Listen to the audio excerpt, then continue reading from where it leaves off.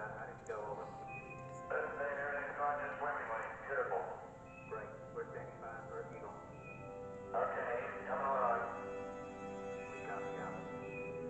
Like I told her, we're off to a good start, right? AOS left. Roger, AOS left. Houston Eagle, how do you read? Bye-bye, Eagle. We're standing by for your burn report, over. Roger, the burn was on fine. As soon as the Eagle reappears, things begin to go wrong.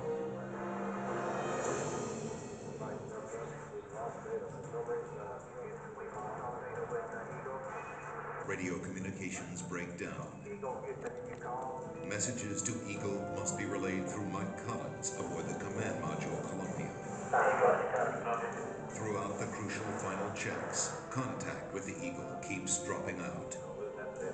And Flight Director Gene Kranz inches closer to aborting the mission.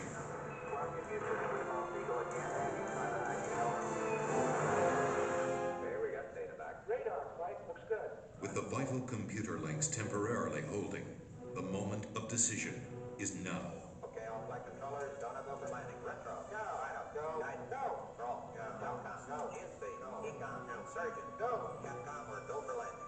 Eagle, Houston, you're go for landing, over. I understand, go for landing. 1, 0.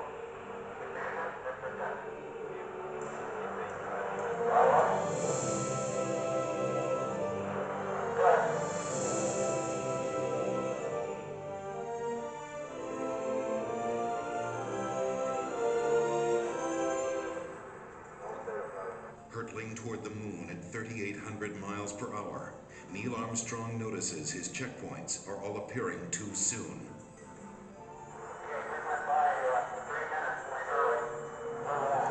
This means a serious navigation error. At these speeds, 3 seconds long means missing the safe landing zone by 3 miles.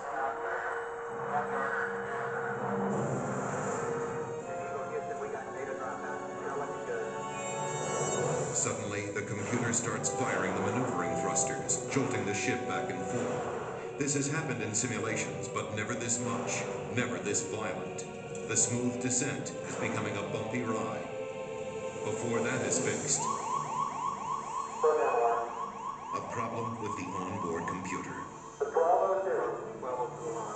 The astronauts have rehearsed for thousands of possible malfunctions, but not this one.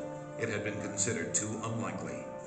Seconds seem like hours as everyone struggles to remember the meaning of a 1202 program alarm. The deadline to safely abort is vanishing fast.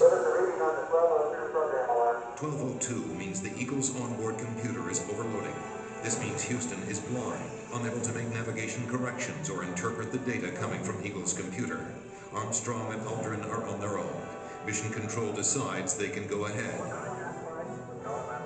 if the data link doesn't fail again.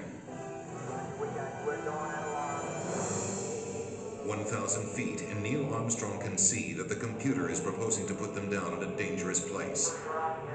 That landing site is full of boulders. If they land there, they will never take off again.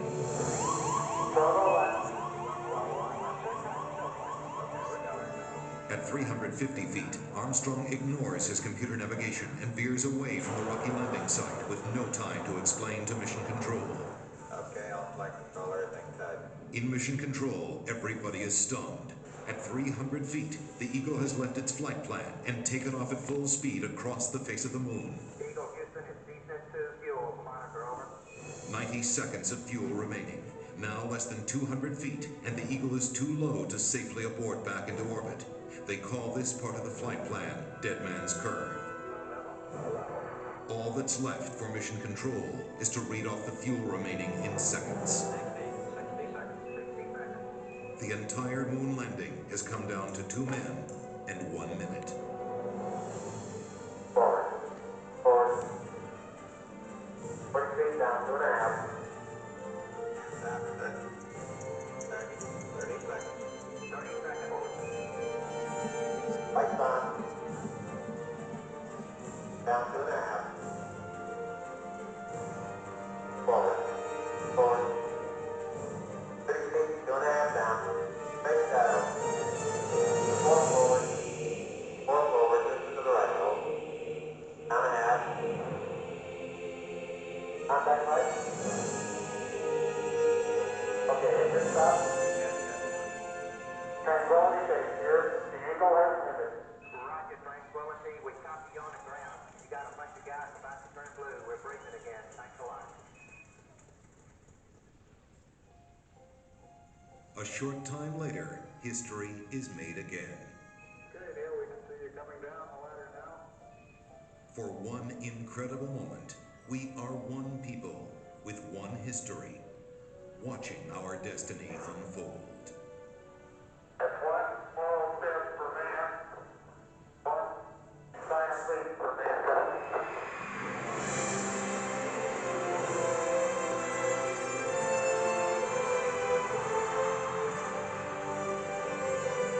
Armstrong is a homegrown new 38-year-old American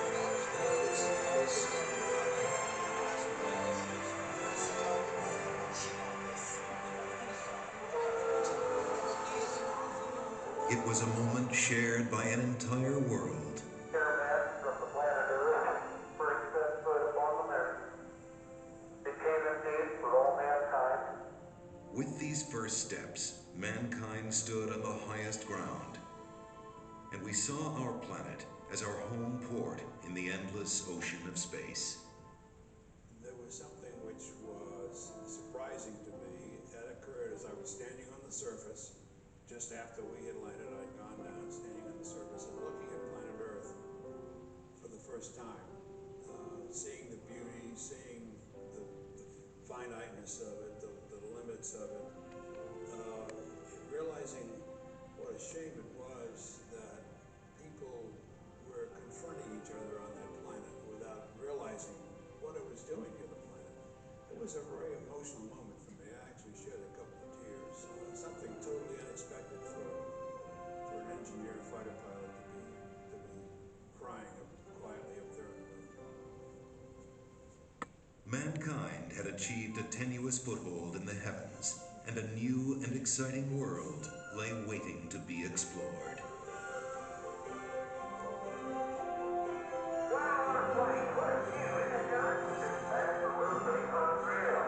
The first mission had stayed for only one day, but over the next 3.5 years, 5 more Apollo missions visited the moon, and with each one, we stayed longer, roamed further, and discovered more.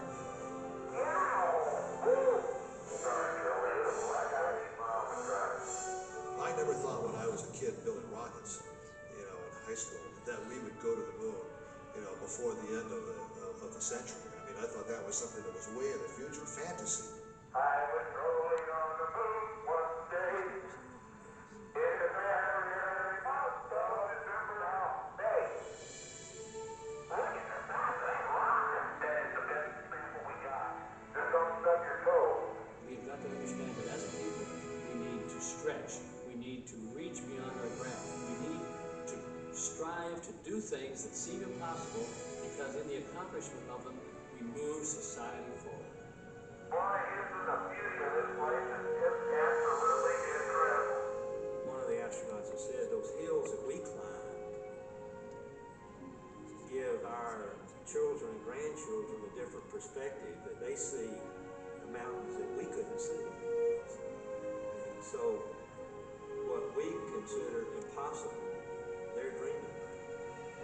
3, 2, 1. What a ride, what a ride. When I have a chance to talk to kids, I tell them, the first thing I tell them is to take the word impossible out of their vocabulary. Go to their teacher tomorrow morning and scratch it out in the dictionary. The word doesn't exist. If I could stand here and tell you that I lived on the moon, that I called the moon my home for 3 days, you tell me what is impossible in this day and age, much less in a generation that follows, much less into the 21st century. Nothing is impossible. I like exploring things, inventing. I would like to go up there and find out what's really. I would like to be an astronaut. I like to design rockets. Payload specialist. Maybe ground controls. The thing that my mom can't understand is I'm terrified of heights, but I want to be an astronaut. There's so many things I'd love to do. I would explore, I'd look for everything. I would try to start a farm. Millions of other galaxies that you might be able to live in. It's the unknown. Anything's You may possible. be able to cure certain diseases. Performing arts and dance or Play basketball, but you could still be short because then you could like fly up in the air. Baseball would be awesome. Hit the ball, you get a home run every time. There are a lot of things that could benefit mankind that because of science we simply cannot do on Earth. It's such a big universe, and it's kind of strange to think that just this one tiny planet was chosen to have life on. I hear they're finding new planets or moons, and they're finding out more about how stars are working, and it makes me feel like it's trying to tell me something, What's it trying to tell you? that you belong up there with them. The Apollo program ended in December of 1972, but our journey into space is just beginning. I'm Neil Armstrong. The future of space travel is being written right now in the dreams and imaginations of a new generation. Perhaps that's the greatest legacy of Apollo. It shows our children and grandchildren that courage